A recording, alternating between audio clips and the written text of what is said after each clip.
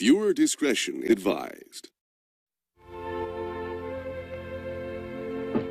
During the last few years, we've ventured into a lot of different fields, and we've had the opportunity to meet and work with a lot of wonderful people. I only hope that we never lose sight of one thing, that it was all started by a mouse. Now that's why I want this part of the show to belong to Mickey, because the story of Mickey is truthfully the real beginning of Disneyland. Now that's how Mickey looks today. But I remember another time when he didn't look so prosperous. First time I met Mickey, he was a hungry-looking young mouse playing in his first movie. He was so poor that he didn't even own a pair of shoes. The picture was called Plain Crazy. Now that was the year that Lindbergh flew the Atlantic. Maybe it was crude, but it was a start, and it led to better and better parts. Now as Mickey began to eat regularly, naturally his appearance began to change too. Being only a mouse, I guess it's honest to say he enjoyed all his newfound fame. After all, he was the only mouse to ever win a personal Academy Award. But Mickey at heart was an unselfish little guy. He wanted to help others find a place in the limelight too. His dog Pluto, for instance. Now watch. I'll show you how to do it. Like this. See? Yeah. Now, other young, aspiring actors joined Mickey's growing stock company. He had a couple of new proteges, a fellow they called Goofy and a loudmouth juvenile called Duck. Well, Mickey's faith in his two pals paid off.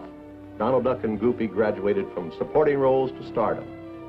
Now the door had opened wide, the way was clear. And into the studio that Mickey built almost single-handed came the others. Snow White, Dopey, Pinocchio, Bambi, Dumbo. But if Mickey thought he was getting out of grease paint, he was dead wrong. The greatest thrill of his acting career was still to come.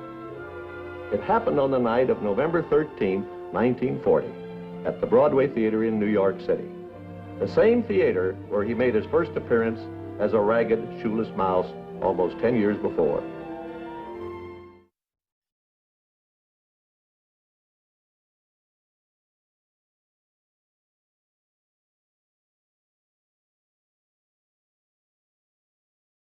I was in New York at the time. I'd been producing a series of pictures for a company there. They were about a rabbit called Ásswald. But I lost that. They took it away from me, so I was all alone and had nothing. And Mrs. Disney and I were coming back from New York on the train, and I had to have something. I said, by the time I get to Hollywood, I must have something to, I can't tell them I've lost Ásswald. So I had this mouse in the back of my head, because a mouse is a sort of a sympathetic character, in spite of the fact that everybody's frightened of a mouse, including myself. Let's compare this trolley with the other one.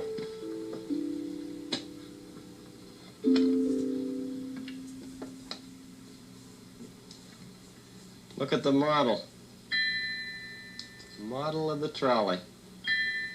See this trolley and all its tiny pieces? And this trolley and its bigger pieces.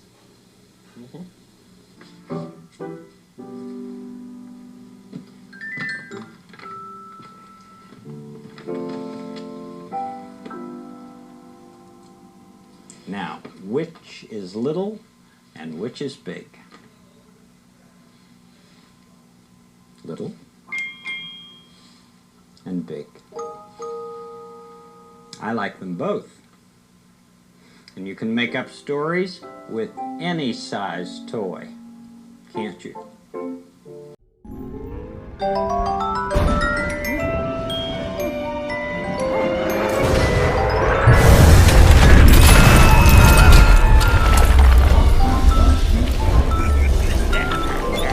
It's a beautiful day in this wasteland, a beautiful day for a waste friend. Would you be mine? Could you be mine? Won't you please? Won't you please? Please, why not be my waste friend? It's such a good feeling to know you've survived. It's such a happy feeling that you're still alive. And when you wake up surviving the night, You won't go down without a fight. It's such a good feeling, a very good. Well, there goes the neighborhood.